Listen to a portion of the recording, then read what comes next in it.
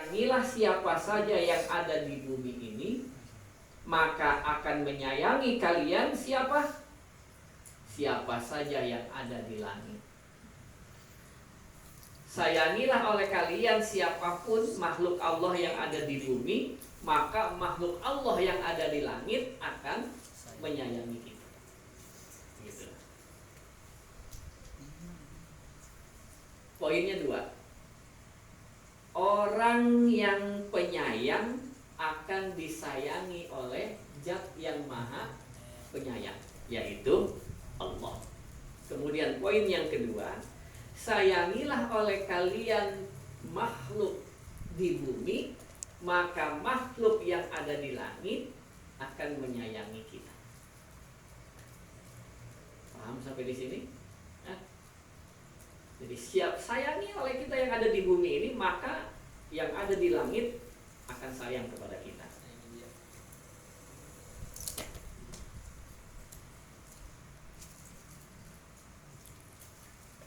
Untuk mendukung hadis ini,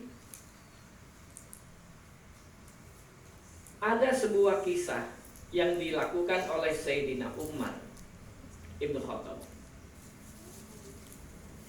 Karena yamsi fisikakil Madinah. Suatu saat Sayyidina Umar sedang berjalan di gang-gang di kota Madinah.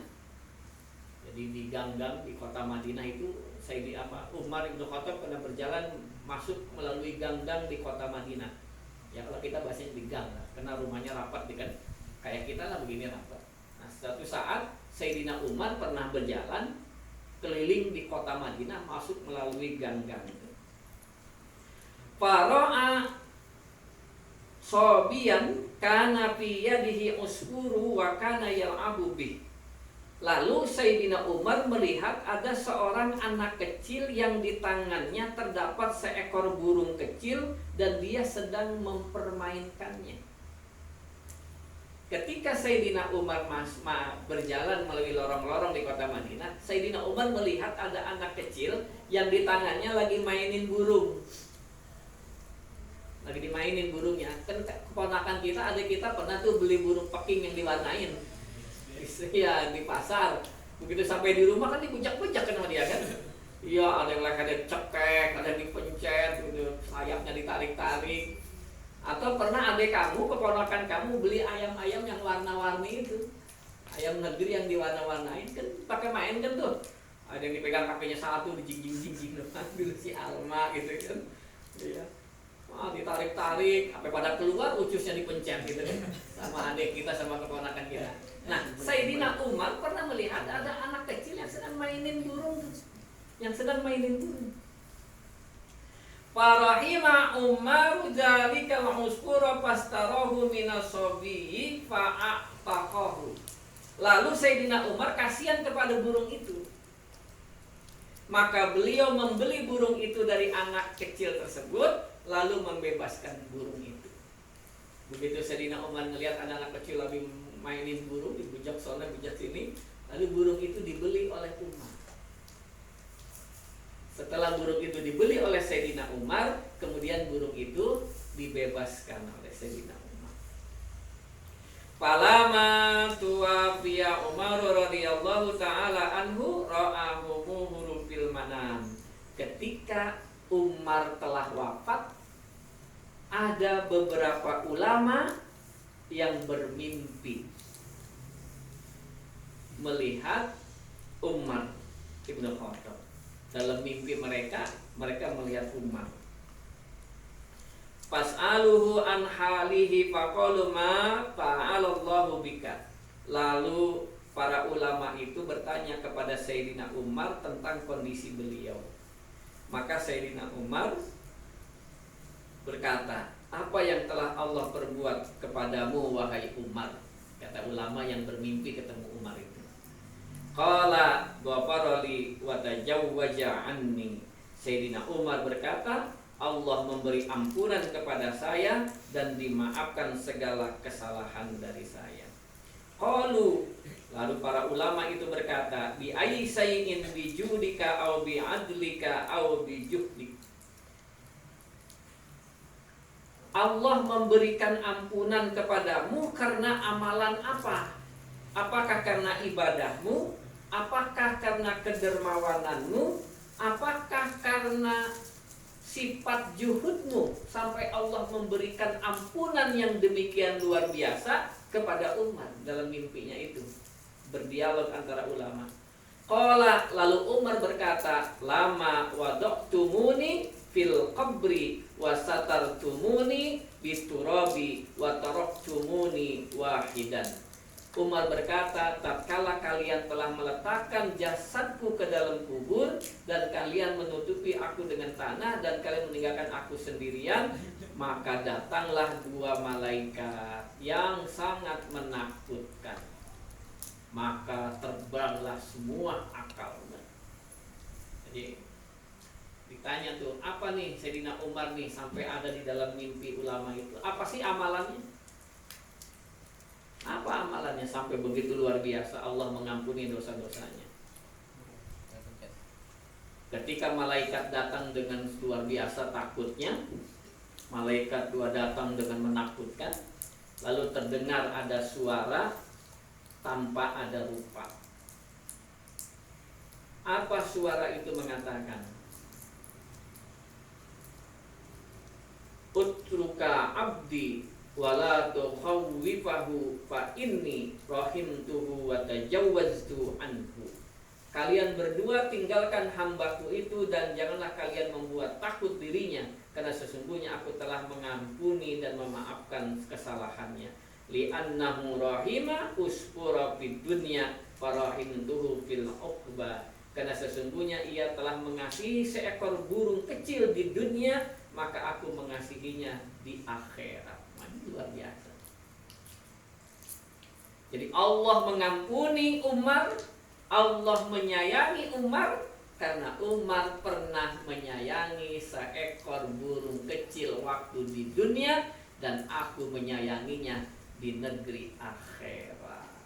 Nah, maka tebarkanlah kasih sayang itu kepada burung kecil, apalagi kepada manusia. Sampai-sampai Allah mengampuni segala kesalahan dan dosa dari Umar bin Khattab. Maka oleh karena itu hadis ini menjelaskan kepada kita untuk senantiasa kita menebarkan kasih sayang di dunia kepada seluruh makhluk Allah. Makanya dalam fikih kita nggak boleh tuh kalau buang air kecil di lubang-lubang, nggak boleh, karena dikhawatirkan di dalam lubang itu ada makhluk Allah, ada semut, jangkrik, cacing. Kalau kita buang air di situ, wah, kelagapan semut, ya kan? Mana habis makan jengkol lagi, luar biasa, bisa mabok gitu. Jangkrik mati, semut mati karena kita nggak boleh. Makanya kita nggak boleh sembarangan. Nah, jadi tebarkanlah kasih sayang.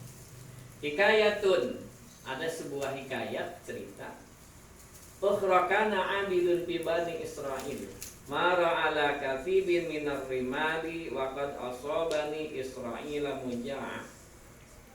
Ada seorang ahli ibadah dari kalangan Bani Israel. Pernah dia lewat di dalam sebuah gurun pasir, dan saat itu ia dalam keadaan kelaparan dan kehausan. Ahli ibadah Bani Israel. Ketika dia berjalan di gurun pasir, dia kehabisan bekal. Kondisi dia lapar, kondisi dia haus. Fatamanna fin nafsihi anna hadza law kana daqiqan li asba'u butuna Bani Israil. Lalu ahli ibadah tersebut berhayal di dalam hatinya. Apa kata dia nih dalam hatinya? Dia berhayal, seandainya bukit pasir ini berubah menjadi tepung, pastilah aku akan membuat kenyang orang-orang Bani Israil. ketika dia di gurun pasir kelaparan, tiduran, dia minum makan nggak bisa, kelaparan, terus dia berhayal, seandainya bukit ini berubah menjadi tepung, menjadi makanan, maka makanan ini, tepung ini akan aku bagikan semua kepada masyarakat Bani Israel supaya mereka kenyang. Begitu tuh, berhayal dia. Fa'auhallahu ta'ala ila nabi min anbiya'ihim an kullil fulani innallaha ta'ala qad aujaba laka min ajri ma law kana daqiqan fatasaddaqtu bi. Maka Allah mewahyukan kepada seorang nabi dari para nabi Bani Israel, yaitu katakanlah kepada si fulan, sesungguhnya Allah sungguh telah mengabulkan kepadamu berupa pemberian pahala dengan sesuatu ucapan yang ada di hatimu.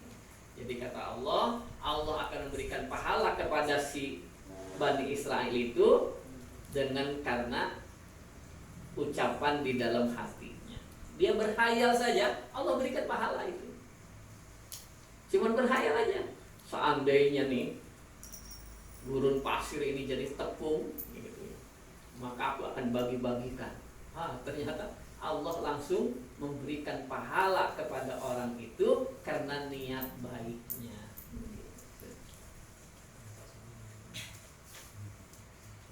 Faman rahima ibadallah yarhamullahu ta'ala, maka siapa saja yang mengasihi para hamba Allah, niscaya Allah akan mengasihi orang tersebut. Fa inna dzalikal abda lama rahima ibada bi qaulihi law kana hadza daqiqan li asba'un nas fawujidat sawabu kama law fa'ala. Maka sesungguhnya seorang hamba itu tatkala ia mengasihi para hamba Allah dengan ucapannya, sehatinya, seandainya bukit ini berubah menjadi tepung, pastilah saya akan membuat kenyang orang-orang itu. Maka Allah memberikan pahala kepadanya. Jadi berhayal, cuma berhayal aja dapat pahala. Kalau gua punya mobil, gua ajak lu kemana ngaji, kemana gua semua gratis sama gua. Dia berhayal dia, maka Allah sudah memberikan pahala. Tapi jangan berhayal terus. Ini masih sedikit-sedikit, aduh, kalau punya duit pakai sedekah ya, Pak, dapat pahala. Masa kita kemana? Kemarin tuh ya, Hasbi naik gunung, sampai di gunung berhayal, seandainya gunung ini berubah jadi emas, maka akan gua bangun masjid 99 masjid di seluruh Indonesia. Tinggi ya hayalnya. Setelah itu mendapat pahala, wallahu a'lam.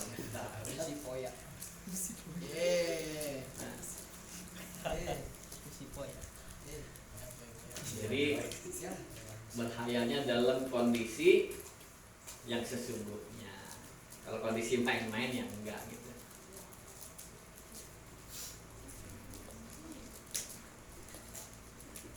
Jadi sampai begitu tuh. Sampai begitu. Ketika kita menyayangi makhluk walaupun hanya burung, maka Allah memberikan ampunan pahala kepada kita. Walaupun kita hanya berhayal saja untuk membantu orang, sampai Allah memberikan pahalanya kepada kita. Jadi kalau kita lewat nih mau kerja, ya mau kerja nih jalanan untuk lihat orang yang pemulung, orang minta-minta, itu yang udah tua itu, ya Allah, kalau gue jadi direktur, wah ini gue bagi-bagi ya, mau nih mana 50.000 begitu.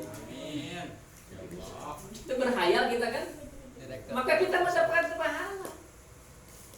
Sama seperti orang yang mendapatkan pahala tahajud di pagi hari. Siapakah orang yang mendapatkan pahala tahajud di pagi hari? Yang malamnya niat. Ntar malam tahajud ternyata kesiangan. Bangun setengah 5 azan subuh. Begitu bangun azan subuh berarti kita sudah mendapat pahala niat tahajud. Kalau niatnya aja banyakin, tahajudnya mah enggak ya. Setiap hari kita ngapalin ya mah. Dengan niat. Jadi hadis yang pertama itu ya. Hadis yang pertama Rasulullah mengingatkan kepada kita untuk menyayangi semua makhluk yang ada di dunia. Karena ketika kita menyayangi makhluk yang ada di dunia, maka Allah dan seluruh yang ada di langit akan menyayangi kita. Contohnya tadi sudah ada anak kecil yang mainin burung, tersiksa burung itu, dibeli, dilepas. Ya, ternyata dengan fadilahnya itu Umar diampuni segala kesalahannya oleh Allah. Ada seorang Bani Israel yang ahli ibadah. Dia dalam kondisi kelaparan di tengah gurun pasir, kemudian dia berhayal, jika ini menjadi makanan, maka makanan ini akan aku bagikan kepada semua orang supaya kenyang. Kemudian dia mendapat pahala dari Allah.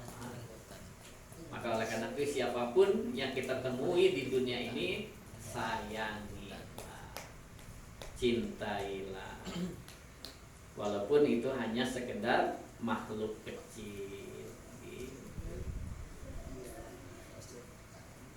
Kita mah enggak pun kecuali dikejar-kejar, itu bijak mau kita habis. Kecuali yang membahayakan. Baik, ini hadis yang pertama tentang kasih sayang. Ada pertanyaan?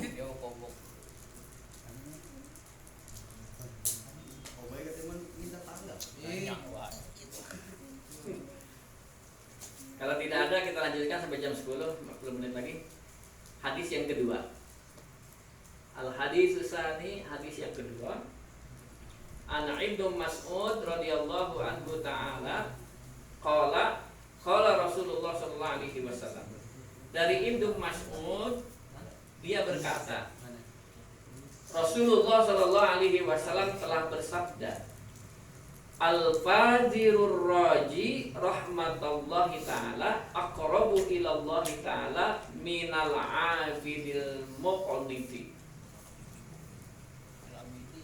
Orang durjana yang mengharapkan rahmat Allah itu lebih dekat dengan Allah daripada orang yang rajin ibadah tapi berputus asa.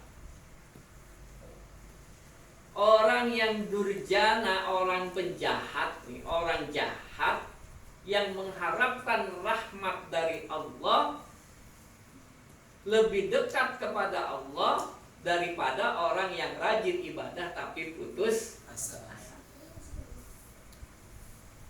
Orang itu jahat tapi dia tidak pernah putus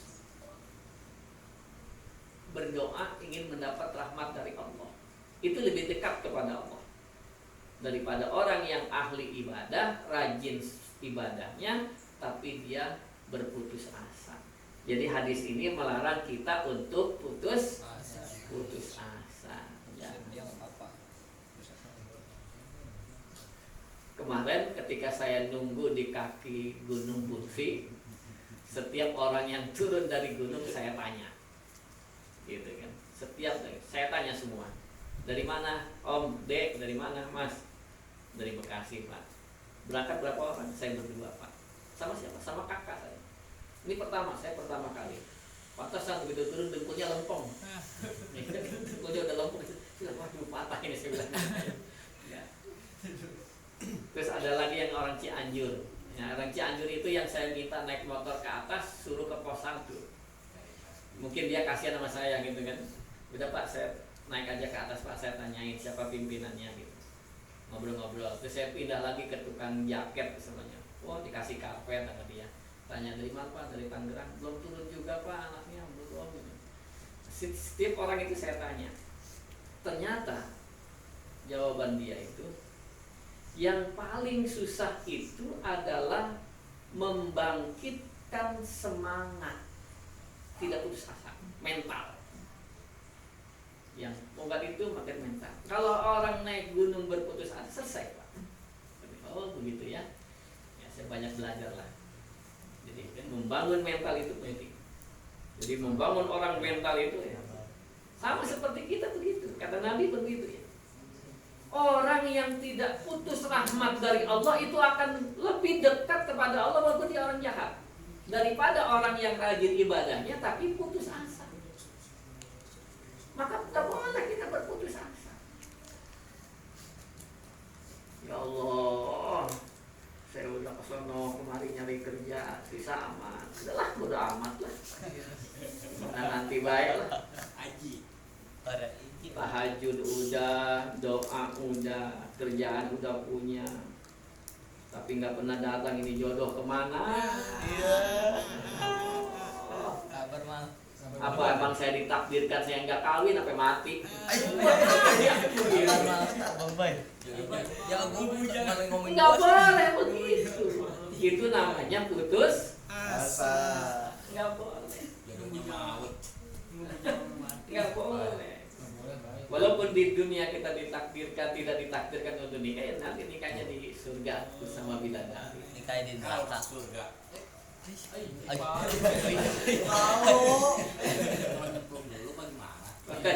Maka jangan berputus asa. Terus Makanya sambil jalan minum air.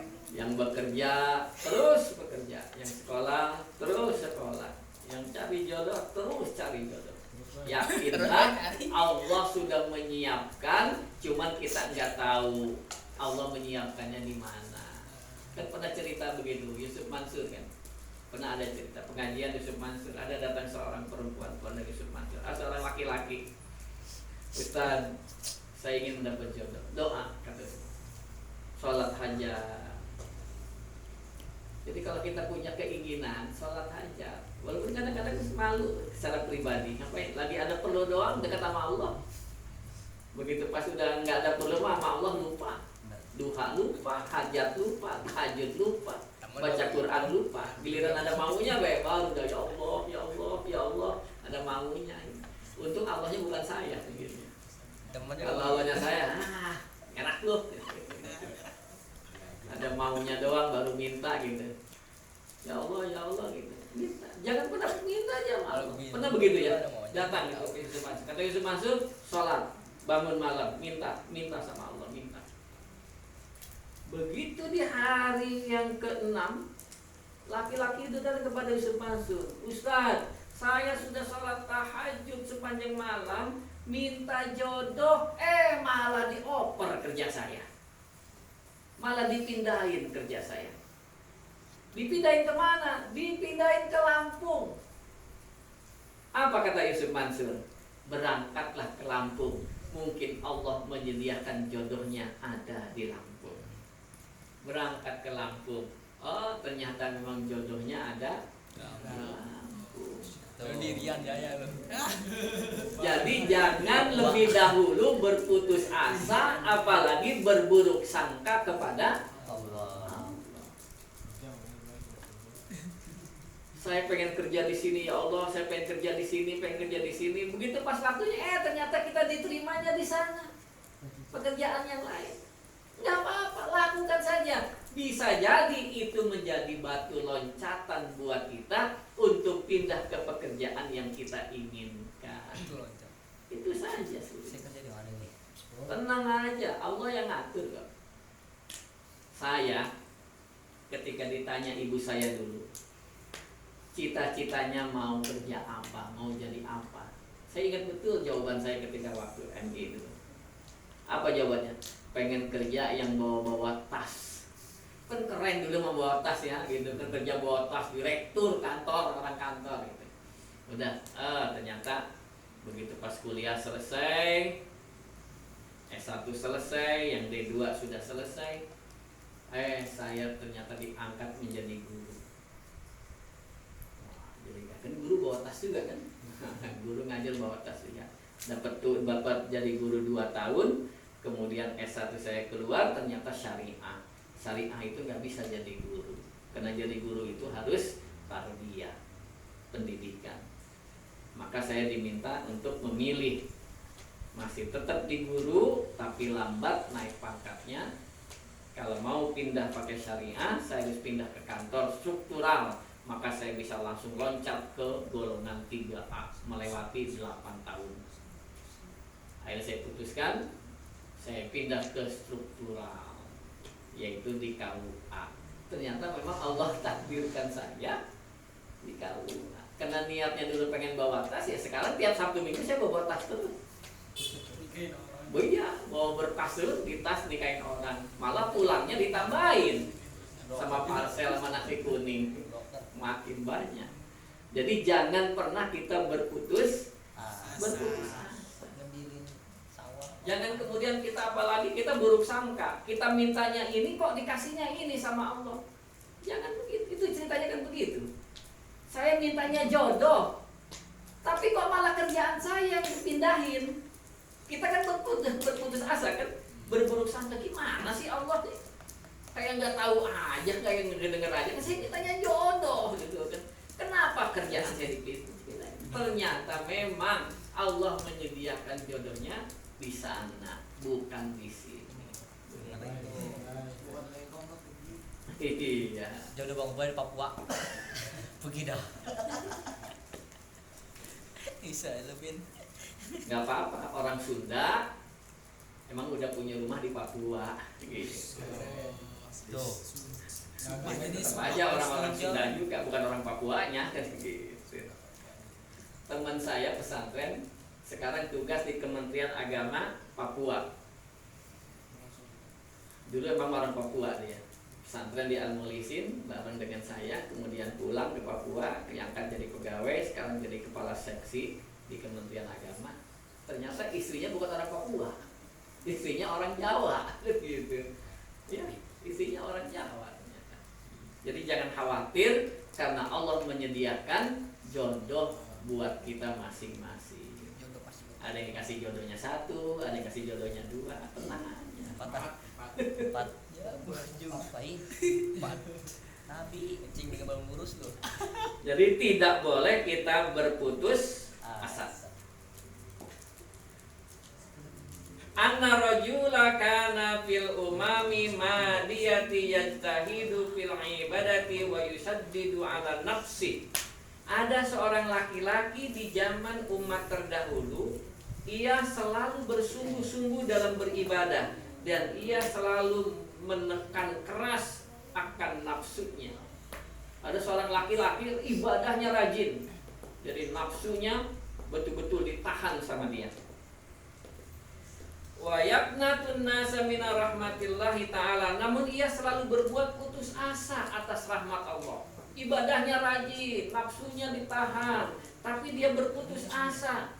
Suma mata, kemudian orang itu meninggal. Faqala ya Rabbi mali indaka. Wahai Tuhanku, ganjaran apa untuk orang yang ada di sisimu itu? Faqala nar. Lalu Allah berfirman, neraka untuk dirinya. Orangnya ibadahnya rajin. Ibadahnya rajin, tapi dia berputus asa atas rahmat Allah. Maka ketika meninggal dunia laki-laki itu ditanya, ya Rabb, apakah ganjaran yang pantas untuk orang ini? Lalu Allah berfirman, an-nar, masukkan dia ke dalam neraka. Qala Rabbi fa aina ibadati wajtihadi. Lalu orang itu berkata, lalu kemana pahala ibadah saya? Kemana pahala sholat saya selama ini kalau saya diputuskan masuk neraka? Faqala, lalu Allah berfirman, innaka kunta naqnatun nasa mir rahmati fid dunya. Sesungguhnya kamu selalu berbuat putus asa orang-orang dari rahmatku ketika di dunia. Orangnya rajin ibadah, sholatnya rajin, tapi berputus asa dari rahmat. Ketika dia mati, kemudian malaikat bertanya, ya Rabb, apa ganjaran yang pantas buat laki-laki ini? Kata Allah, neraka. Lalu orang itu berkata, ya Rabb, kalau begitu pahala ibadah saya kemana? Kata Allah, habis karena waktu di dunia kamu berputus asa dari rahmat. Ruwiya an Abi Hurairah, diriwayatkan dari Abu Hurairah radhiyallahu anhu anin Nabi sallallahu alaihi wasallam anna rajulan lam ya'mal khaira qattu ila tauhidan. Bahwa ada seorang laki-laki, ia tidak pernah melakukan amal kebaikan sekalipun kecuali hanya bertauhid, mengesahkan Allah. Falamma hadaratul mautu qala li ahlihi, lalu tatkala menjelang kematiannya maka ia berkata kepada keluarganya, ija ana mutu fa akhrikuni bin nar hatta tad'uni ramada summa duruni fil bahri fi yaumir rah. apabila saya mati, maka kalian bakarlah diri saya dengan api hingga kalian biarkan diri saya menjadi abu. Kemudian kalian buang abu saya itu di laut, dan di saat hari atau angin bertiup keras, fa'alu fa'ijahuwa fi khabidatillahi ta'ala, maka mereka pun melakukan apa yang diminta oleh laki-laki itu. Qala Allahumma hamaluka ala ma fa'alta, maka Allah berfirman, apa yang membebani dirimu untuk melakukan hal yang telah kamu lakukan itu? Orang itu berkata, karena saya takut kepadamu. Lalu Allah memberikan ampunan kepada orang itu, padahal orang itu tidak pernah mengerjakan amal kebaikan sekalipun, kecuali dia hanya mengesahkan Allah. Kenapa? Karena dia tidak berputus asa.